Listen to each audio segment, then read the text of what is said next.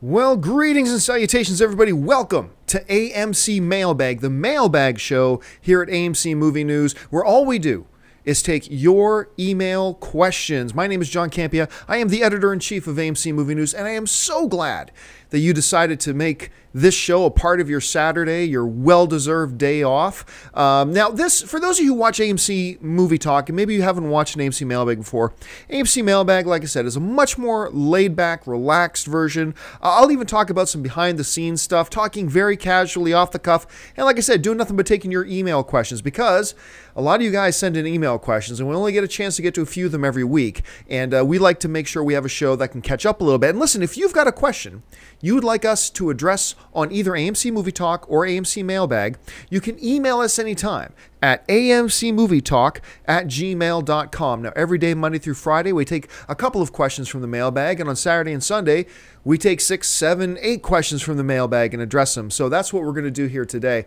Now, before we get started, I wanted to share something with you. Now, you guys know, if you've been watching me on AMC Movie Talk for any period of time, that although I work for AMC and I run AMC Movie News on behalf of AMC, you know I don't shill for AMC. You know, you won't see me on AMC Movie Talk talking about AMC Theaters has the best popcorn in the world. You've never heard me say that. I like AMC popcorn very much, but you've never heard me say that.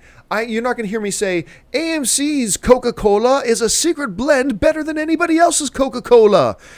I'm not saying it's not. I'm just saying you've never heard me say that because, you know, I don't just blindly shill for AMC. And AMC is the type of company, you've heard me say this before, that has the type of integrity that they don't want me to.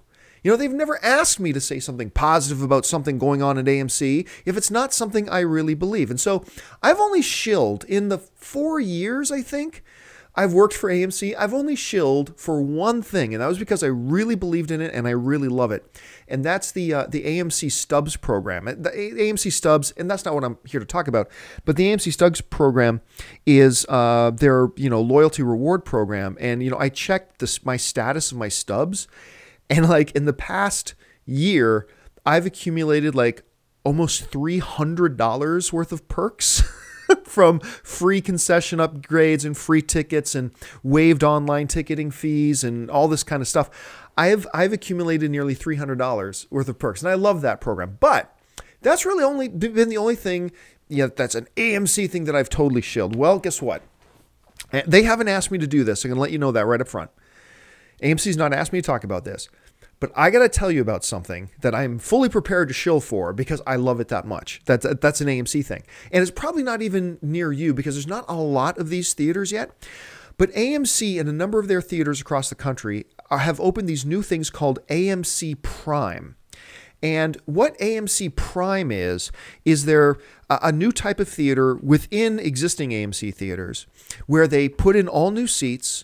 But not just new seats, like there's technology in the seats, tons of leg room, just a fully immersive sound environment, a fully immersive film environment. It's fantastic. Now, all the seats are these leather recliners, right? That both the leg rest and the back are completely motorized and they fully recline. You can see in this picture how wide these seats are, how much leg room you have in front. Like you can have an entire row of people completely with their legs extended and people can still walk back and forth in the aisles, no problem. And they've got look, I'm not going to pretend like I understand the technology here because I don't, but there's some kind of subwoofers or whatever built into each individual seat. So like when a Tyrannosaurus Rex roars on the screen, your seat will vibrate. When, the pilot is flying around his space fighter and there's an explosion beside him, you'll feel the vibrations in the seat. And I remember at first thinking that, well, that sounds kind of gimmicky. But I actually went to go watch Captain America: The Winter Soldier for my third screening, I guess, of it at the AMC Prime. It was my first time going to an AMC Prime. And I went into that theater, and I got to tell you, it was one of the most wonderful film viewing experiences I've ever had. I became a big fan of AMC Prime. And, obviously take what I'm saying. I encourage you, take what I'm saying with a grain of salt since I get paid by AMC. So please take that in consideration. But I am honestly telling you, it was one of the best, just film going experiences I've ever had. It was great. If you have an AMC Prime theater close to you, I personally recommend it. Now, I do like the AMC dine-in theaters a little bit more. But I got to tell you, I was really impressed with this AMC Prime, and I wanted to get on and talk about it because although I get a paycheck from AMC, I don't shill AMC very much, and I really do believe in this. I think it's a great viewing experience. I think you will too. So if you have the opportunity, and I know probably most of you don't have the opportunity because there's not one real close to you, but if you do, I highly recommend checking it out. I think you'll have a really good time. Anyway, that being said, this is Mailbag. It's time for us to get onto the mailbag questions. So let's get started. The first question today comes to us from a gentleman by the name of Max Clark, who writes, "Hey guys, love the show. Could we ever see a Limitless sequel? It was a good film with solid numbers, but how the movie ends, I believe it could easily set up a sequel." Thanks a lot for the question, Max. I really liked Limitless, as a matter of fact. And there's a guy I know by the name of Johnny Whitworth. Some of you probably know who he is, and he's one of Bradley Cooper's co-stars in the film. He's the one who gives Bradley Cooper the drug in the first place. Anyway, so I was primarily interested in going to see that because Johnny Whitworth was in it, and so I'm a fan of Johnny Whitworth and I like to see his stuff. And I thought he was great in it. Bradley Cooper is great in it, and it's a really cool story, very interesting. I liked it a great deal. But I'm going to disagree with you a little bit in one thing you said. When you said you felt like the end opened it up for a sequel, I felt it was a very nice closing, to be honest with you. I mean, don't get me wrong. If the studio was really hell-bent on making a sequel to Limitless, I think they could find a way to do it. But me personally, one of the reasons I found the movie so satisfying was because in watching the film, I really felt like they drew it to a close and it was finished. And it's not like Limitless was this massive money-making blockbuster that kind of forces the studio into looking at it. Not to mention, on top of that, Bradley Cooper's stock has risen a lot since Limitless. He is now A-list. Bradley Cooper is complete A-list right now with, I believe, 2 acting Academy Award nominations under his belt. So it would be a little bit more of an expensive thing to do. Plus, on top of that, we just got a trailer for this new Scarlett Johansson movie called Limitless. Or not Limitless, sorry. Called, and now I'm losing, Lucy. Not Limitless, Loosely. And Lucy looks like a more extreme version of Limitless. And I thought the trailer for Lucy looked really badass, looked really great. And I think that us getting that movie kind of takes away the need for getting a Limitless 2. I mean, in some ways, you could almost, I bet if you went in to watch Lucy, and they called it Limitless 2, but it was just with a new set of characters and everything, but it was just like, what happens next? What's the next level of this drug getting into somebody's system and what really happens when their brain function starts to unlock?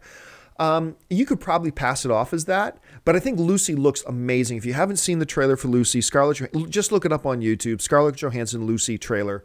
See it. I think it looks really wonderful, and it feels kind of very much like it's in the vein of Limitless, just more sci-fi-y. And I'm looking forward to it. So I don't really feel that need to see Limitless 2. Because, you got a sweet tooth and you feel like, oh, I got a need for sugar. And then somebody says, I'll bring you some chocolate bars. But before they get back with the chocolate bars, you eat a bowl of ice cream. They come back with the chocolate bars. You're like, you know what? No, I've been satisfied. My sweet craving has been satisfied because I had the ice cream. And I feel like any desire I felt to see a Limitless 2 is probably going to be completely satisfied, if not more so, with Lucy. And so I've heard no talk of a Limitless 2 possibility. I don't think that the box office was so big that it demands a sequel, and I don't really think the ending demanded a sequel either. So I don't think we'll see it, and I'm not even sure I want one, even though I really like the original. But let us know your thoughts in the comment section, everybody. Do you think they should make a Limitless 2? Let us know your thoughts. All right, let's move on to question number 2. And question number 2 today comes to us from Gordon Evans, who writes, "You've been talking about actors that need a comeback, and a name that came up at one point was Will Smith. Now, we know he won't be appearing in the upcoming sequel to Independence Day. Do you think a comeback would be possible with a Bad Boys 3?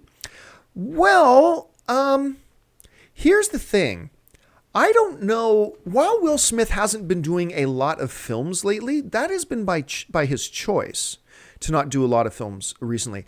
I don't think Will Smith is in the position to need a comeback. I mean, to come back means you've fallen out. I mean, people don't like you anymore. You're not popular anymore. For some reason, people don't care to see your movies anymore. I don't think that's the position Will Smith is in. I think Will Smith, despite, he had a bit of a flop there with After Earth, but I don't get the sense at all that he has fallen out of grace or fallen out of favor or somehow he's not popular anymore or that people wouldn't be interested in seeing his films.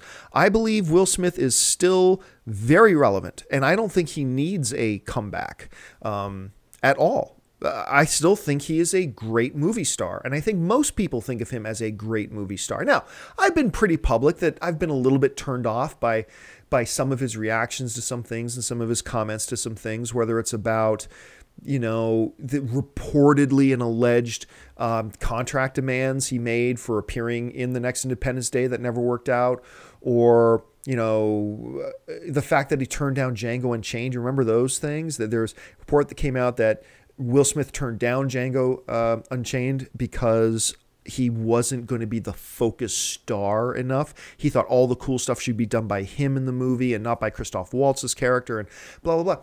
I've been a little bit turned off by that, but none of that takes away, though, from the fact that he's a great movie star. I'm not going to say he's one of the greatest thespians and one of the greatest actors to ever work in the business, but he is a great movie star. And I don't believe that star has lost any of its shine. So would Bad Boys 3 be a great comeback? Sure, if he needed a comeback. But to quote LL Cool J, don't call it a comeback. I've been here for years. So I don't think Will Smith needs a comeback, but thanks for the question. All right, let's move on to the third question today. And the third question today comes to us from Anthony Greco, who writes, "Hey guys, been watching AMC Movie Talk since the Man of Steel spoiler review got me hooked." Wow, that was a long time ago. My question is about the Marvel one-shot All Hail the King. Do you think it is possible that Marvel will follow this up and give us the real Mandarin in the future, or is it just a fun short film with no real ramifications in the Marvel Cinematic Universe? Just saw Cap 2, incredible. Now, for those of you, this might be considered a little spoilery, even though it's not about any particular Marvel movie. This conversation might be a little spoilery for this little digital short that they put together. So be warned. Fast forward if you wish, but I'm going to talk about it for a minute here. So you guys, and it's been out for a little while now, so if you wanted to see it, you probably would have seen it by now. Marvel did this short film called All Hail the King, and it's got Ben Kingsley playing the same character that he played in Iron Man 3, except he's in jail. He's been exposed. He's not the Mandarin. He's just some con artist. He's an actor, and he's in prison. And basically what happens is this guy who is making a documentary about Ben Kingsley's character and is interviewing him in prison, as it turns out, that documentary filmmaker is actually working for the real Mandarin. And the real Mandarin is not pleased with Ben Kingsley's character for besmirching the name of the Mandarin. And this documentary filmmaker is actually sent in there to break Ben Kingsley out, not to rescue him out of prison, but to deliver him to the real Mandarin for punishment. And that's pretty much where it ends.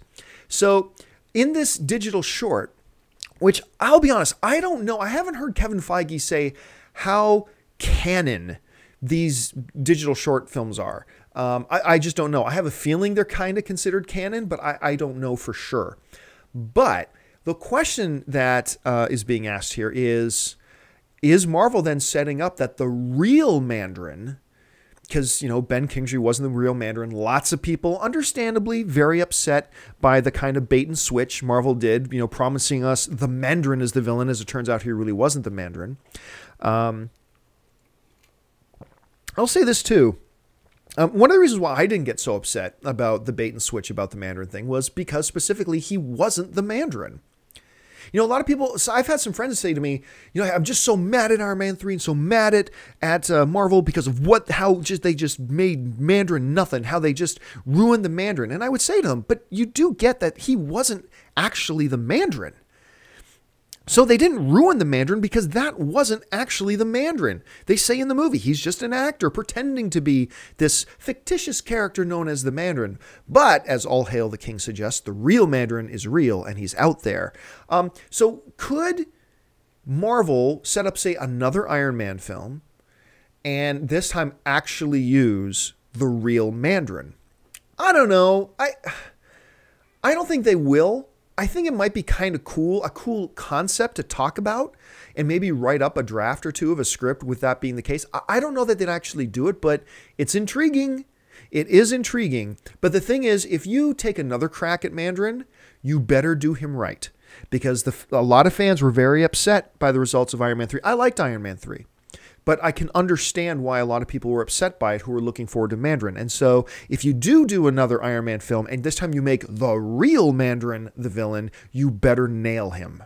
You better get him right, and you better do him in such a way that the fans are going to be happy and satisfied because you already left them kind of disappointed once with that character. You can't afford to do it again. All right, time to move on to the fourth question today. And the fourth question today comes to us from Ralph Terry, who writes, "Hello, AMC Movie Talk, the best fracking show on the web." Nice little Battlestar Galactica word there. "I know that you constantly get the question of, how come Spider-Man can't be in the Avengers movie?" Yes, we get that question all the time. Anyway, well, mine's a little bit different. What about the possibility of an Avengers movie with Tobey Maguire as not Spider-Man, but as Peter Parker? For example, Iron Man saves some people, and when the press show up, Peter Parker is there taking pictures. I don't think that this could infringe on the contract that Sony has for the current Spider-Man franchise, nor taint the current Spider-Man universe. Yeah, it would. Sony doesn't just own the rights to the name Spider-Man. They own the rights to the character. And the character includes Peter Parker. Marvel cannot make a film with Peter Parker because that is connected to Spider-Man. And Spider-Man is owned by Sony. And therefore, they can't use him.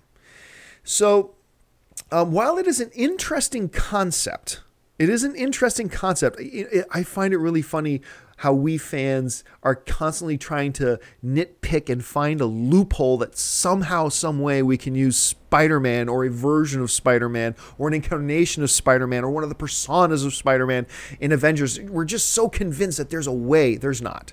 It's ironclad. There is no way. So until Spider-Man, either Sony closes its doors or, Marvel makes a ridiculous monetary offer to Sony. Until something like ridiculous like that happens, it's just not going to happen. So, no, we cannot see Tobey Maguire as Peter Parker in an Avengers film, even if they don't use the word Spider-Man. But hey, full marks for taking a swing at it, though. All right, let's move on to the fifth and our second last question of the day. And this question comes to us from Marcus Griffin, who writes, "Hey guys, I love the show. Keep up the good work. Thank you very much. I wanted to ask, after watching Cap, the Winter Soldier a few times, I think the action, dialogue, story, and tone of the film was the best that I've seen in a Marvel Studios film. Even better than Avengers to a certain degree. But I was wondering, do you guys think this film has raised the bar on how Marvel will handle their future films, keeping with a mature tone like what was presented in this film? Thanks." Well, first of all, Marcus, I am completely on board with you. To me, Captain America, it raises the bar for Marvel. It is I believe, the most unique Marvel film they've made so far. I still don't know whether or not I'm prepared to say it's better than the Avengers, but it's certainly better in some aspects. And you mentioned a number of them in your email, and I completely agree with you. I still don't know if overall I'm prepared to say it's a better film than Avengers, because Avengers was just so off the charts, when it comes to pure entertainment and the fun and that experience you have going to the theater. It was just on another level. But Captain America is just a dynamically wonderful film. And like The Dark Knight, it's not just a great comic book film, it's a great movie. And that's why you've heard me probably recently making some comparisons between The Dark Knight and Captain America. But the thing is, here's the problem, though. And I actually asked Joe Russo this. I said, do you think you might have just presented a problem to Marvel? Because when you make a film that great, it now becomes the measuring stick by which the future Marvel films are going to be measured. Like, for instance, let's go back to Batman and the Dark Knight for a second, okay? Here's an example. I will often say that while I enjoyed The Dark Knight Rises, it was a big disappointment as a Christopher Nolan Batman film. To me, it was. To me, it was a big letdown as a Christopher Nolan Batman film. But I wonder if I would still think that if it wasn't for the fact that the previous film, The Dark Knight, had raised the bar so unbelievably high. If The Dark Knight hadn't come along and raised that bar of quality, that measuring stick, so unbelievably high, would we look at The Dark Knight Rises maybe a little bit differently, maybe a little bit more positively? And I think the answer to that question is yes. When you have a film that raises the bar so high, even if the next film is really good, look, if you do a dive in the Olympics off the high board and you score a 10, then even though scoring an 8 would have been considered a great score, if your next dive is an 8, it's considered a letdown. And that is an unfortunate truth, but a truth nonetheless. Now, I'm not sure that The Dark Knight Rises was an 8. I'd probably give The Dark Knight Rises a 6.5 or a 7. Still, I thought it was a good film, but just nowhere near as good as its predecessor. And I can't help but wonder if by making a film so unbelievably good, like Captain America 2, if maybe they've put themselves in a Dark Knight to Dark Knight Rises situation, right? Because now Guardians of the Galaxy is coming out, and its predecessor, its most immediate preceding movie, is this incredibly high standard of Captain America 2. So now Guardians of the Galaxy can't just be good. And it just can't be kind of great. It's got to be great. Because now it's being measured by a new standard. And that's kind of the double-edged sword, right, about making a movie so good as Dark Knight or as good as Captain America. That's the double-edged sword. You've made a magnificent piece of cinema, but now you've made the job of the future films that much more difficult, because now we're not measuring you by the standard of the first Iron Man. We're not measuring you by the standard of the first Thor. We're not measuring you by the standard of the second Thor. We're measuring you by the standard of Captain America 2. And that's a high standard. When you're getting to the third Dark Knight film, the third Batman film by Christopher Nolan, you're not measuring it now against the standard of Batman Begins, which was a really good movie, but you're being compared now to the Dark Knight, which took it to another level of excellence. And that's what makes it difficult. So yeah, I think Marvel may have set themselves up for a bigger challenge in the future. But if you know Kevin Feige, and I don't know him personally, I've only met him a few times, but I've read a lot about him. He seems like the type of guy who's always up to the challenge. And he wants to keep raising that bar of excellence. Can they do it? I don't know, man. Like Captain America 2 was at an unbelievable level. Can they continue to meet that and exceed that? I'm very curious to see if they're able to pull something like that off. All right, let's move to the final question today before we call it a day. And this final question today comes to us from Samuel Robinson, who writes, I believe that Hollywood is becoming more and more overt with their willingness to readily whitewash and race bend movies and characters.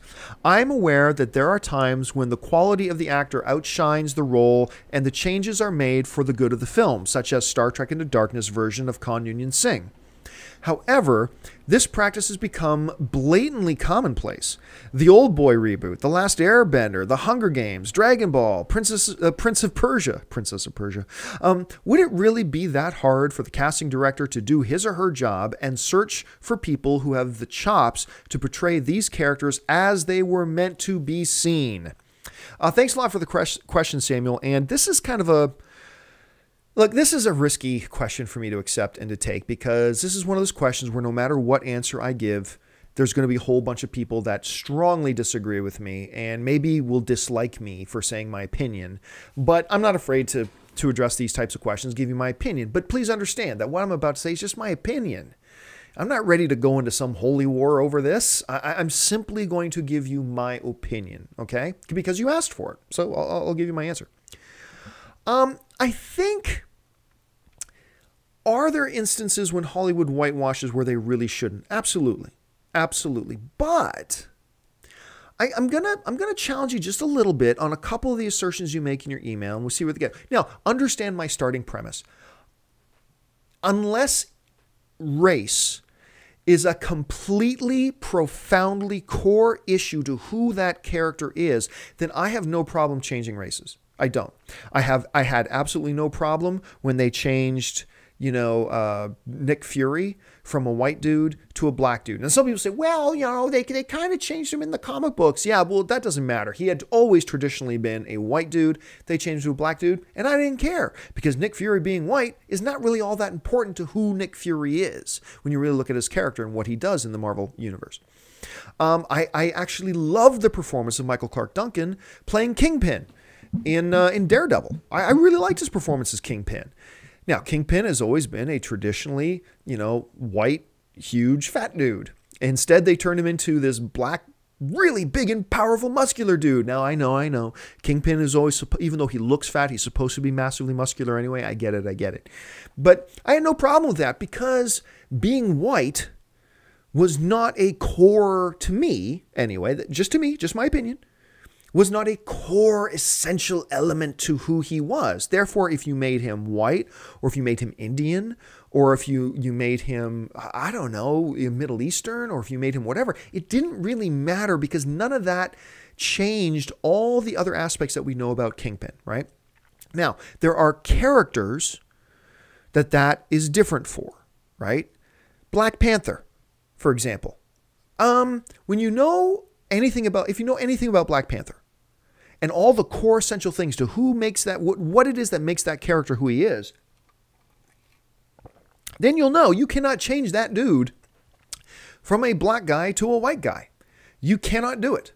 You just can't without affecting an awful lot about who that character is and a lot of the facts that surround him. Changing race changes a lot about that character. With many characters, changing race doesn't really change much other than their appearance. So you have situations like that. But you use a term. I'm going to bring up your email here again because I want us to look at this together. Right near the end of your email, you ask, would it be really that hard for a casting director to do his or her job and search for people who have the chops to portray these characters as they were meant to be seen? Well, I'm going to challenge you a bit on that because who says how they were meant to be seen? It is the director and the scriptwriters and the studio who decide how this character is meant to be seen. So, for instance, in a situation like Old Boy, well, Old Boy was made in a certain country, in a certain context, and they reflected a certain way with the race of their characters. So you now come over here and you do a North American version of Old Boy. Then if you're going to be true to the spirit of Old Boy, then if you're making a North American version, then you make a North American Caucasian dude play the role. It just makes sense. There was nothing saying that in a North American version of Old Boy, he is meant to be Asian. Nothing to suggest that at all. It's a North American version of it, and so you put in a guy native to the country that the movie is taking place in. That's what the original Old Boy did. That's what this Old Boy did. Now, you can debate with me about that and say, because the original did this way, every incarnation of the film should be done that way. And that's fine. And there's some valid points you could raise. But it's not going to change my mind on it. I really believe that the way a North American Old Boy was meant to be portrayed was by a Caucasian dude. I mean, that's just the way it was. Now, you also mentioned things like Last Airbender. Well, okay, so in the anime, he's one way, but that doesn't mean that's the way it has to be in a live-action environment. There's nothing that suggests that that's the way they have to do it. They decided to take it on a different cultural approach. Nothing wrong with that. Now, everybody knows, I took massive issue with Johnny Depp playing Tonto. I'm a big Johnny Depp fan, by the way. But I took massive issue with Disney casting Johnny Depp to be Tonto. Now, I wouldn't have taken an issue with it, at least not as much of an issue. Now, I still would have had a problem with it, but not as much. If they decided to take liberties with the Lone Ranger story and say Tonto was a Caucasian dude who at a young age fell in with the North American tribes and was raised that way. If that was the case and they did that, then I would be a little bit more accepting. But I was really offended. I'm going to use the word offended, and I don't use that word often. I was really offended by the fact that they took this iconic, not just iconic, the iconic North American native character. There is no more iconic character in our pop culture, a native character that is bigger in our pop culture ever in history of film than that of Tonto.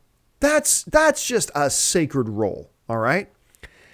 To take then that role and still say he's a native dude and then insult all of our intelligence by casting a white as Wonder Bread dude, European dude, European-like dude, I should say, in Johnny Depp, I found that, frankly, offensive. I did. And I was totally against that. Now, at the same time, you know, they just announced, I believe, it was Rooney Mara has just been cast as Tiger Lily in Peter Pan. And now I see that a little bit differently. Number one, because it's not nearly as iconic of a character as Tonto. But the other thing is, if in Peter Pan they're not saying Tiger Lily is a Native American character and they're saying she's a different character, then I don't have any more problem with that than I had of them making Michael Clark Duncan, a black guy, playing Kingpin. I'm okay with it. Now, if they're going to try to pass off Tiger Lily as a Native American character, then I have an issue with them. Then I have an issue. Then why not get there are Native American actors out there who are good. If you're saying that's a Native American character, then by heavens, get a Native American actor to play them, for heaven's sakes. If they want to take the liberty, though, and not say that the character is a Native American character, then I have less of an issue. Just being honest with you, I have less of an issue with it. So I don't think the whole whitewashing issue is as big, or the race-changing thing as big. Well, once again, Morpheus, Lawrence Fishburne playing Perry White. Perry White always traditionally been a white character, but they were saying in this DC cinematic universe, Perry White is an African-American character, and they went out and got a great African-American actor to play the role. I got no problem with that. No problem with that. So in the same tone, I have no problem when they take a traditionally a character of a traditionally different race other than the Caucasian. I have no problem then when a filmmaker changes the character to a Caucasian character and go out and get a Caucasian actor to play them. So, I mean, look, honestly, there's no right answer to this. I don't believe there is a definitive right answer to this. I believe all of us are going to kind of have a different feel for what this issue means, and we're going to have a different place for where we draw that line of what is acceptable and what is not, what is understandable compared to what is offensive.